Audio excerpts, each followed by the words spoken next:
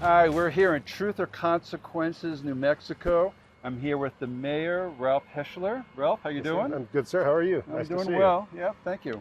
So I understand that there's a lot of hot springs in Truth or Consequences, and Sure. actually the name of the town was Hot Springs. Is that correct?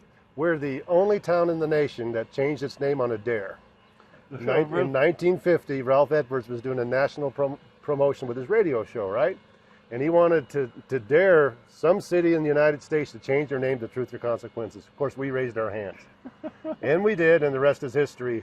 This year will be our 75th year of our name change. The hot springs are kind of artesian wells, and then all of your water for your customers in town come from groundwater, and those wells are lower than the artesian wells for the hot springs. Is that right? Yes, and we're so blessed to have our hot springs, which are, you're right, they're just below the surface. In some places in this community, our water table is 3.5 feet deep, and it's artesian water. Wow. It's hot water, and the temperature, the average temperature can be 104 degrees. It's highly mineralized, and and it's very therapeutic, as people say. So we're very fortunate to have that. But yes, all our water for our wells is pumped from beneath those hot springs and doesn't affect the hot springs themselves. Last night I had dinner at Los Arcos, which I guess has been around for over 50 years, and ran into Bobby Middleton, and he told me a story that a lot of the pipes have been replaced in town recently, and the pressure at his house went from 60 psi to 100 psi. What's the city's plan for replacing pipes? Wow, it's a long question, and what I mean by that is that we have a plan now. The state's been very generous with us. We were very fortunate to receive what we call Colonia's money. The Water Trust Board has also been very generous to us. We're going to be spending between 50 and $60 million on water line repairs over the next 3 years in Truth or Consequences. Wow. That's going to take a very comprehensive and detailed plan for us to get through it because we have several funding sources. But in all, the big picture of it is that we're going to replace over 80,000 linear feet of water line, and anything from galvanized pipe to standard PVC. Heck, we still have some old wooden pipe laying around here in some places that are over 80 years old. Obviously, we're going to take the worst pipes first and replace those, and then we'll see where we are in a couple of years.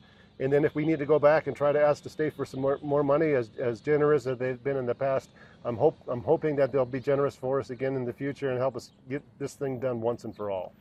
So a lot of times when there's a lot of minerals in the water, you get tuberculation in the pipe. Do you have? Can you show us what the pipe looks like? Yeah, let's have a little show and tell. Thank you, Kerry. So this is one of our water lines. This looks to be is that a 4-inch line? 6 inch. Maybe a 6-inch line, and it looks like it's about 55% occluded. We've had some water line in the city that's 80% blocked. Wow. And what happens in those situations, the 80% blockages create pressure. And when that creates pressure, we have a water leak. And so we fix that leak, and we'll have a pipe maybe 20, 30 feet in length that we replace. But now you have free flowing water, and it creates pressure in someplace else, right? And then we have another wall. So we chase our tails a lot in this town fixing water lines. And that's why we needed to go to the state and ask for a substantial shot in the arm as far as money goes, and they've been very generous for us. So I know the state also has provided some funding to help you look for leaks. We're out here in Asterra using their satellite leak detection technology, has been boots on the ground for the last couple of days.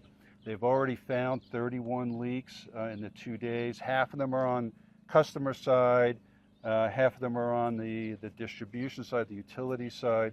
So, I find that a really excellent connection that you have with the state, that they're really helping out the localities deal with their water supply issues. Yes, and before Asterra came around, we found leaks the old-fashioned way, right? We waited till there's a wet spot in the ground, or we have a customer complaint, or we have other issues that manifest themselves. We lose probably between 20 and 40% of our water due to leakage before we even see it at the meters. And so finding these leaks ahead of time saves the city water, it saves us time. And this for us is really valuable because we can actually fix those leaks before we see them above ground. And God knows how many thousands of gallons of water we lose because we don't see where the leaks are. This is perfect for us, and this will really help us out. And I know that some of your utility staff have been following the field inspectors around so they can get a really good idea about where the leaks are, kind of what they look like, listen to the acoustic signals that the staffers, that the field inspectors are collecting. So that's really that's great that you guys are assisting and following up with those folks immediately, because I know they found 2 leaks that they considered to be really urgent, which were ones that really needed to be dealt with quickly. Yeah, every leak that we fix is that much water that we save for our community. And it's so nice to be able to be on the grounds with folks like Asterra with new technology, to know that technology exists and that we can rely on those things in the future. So we really appreciate that.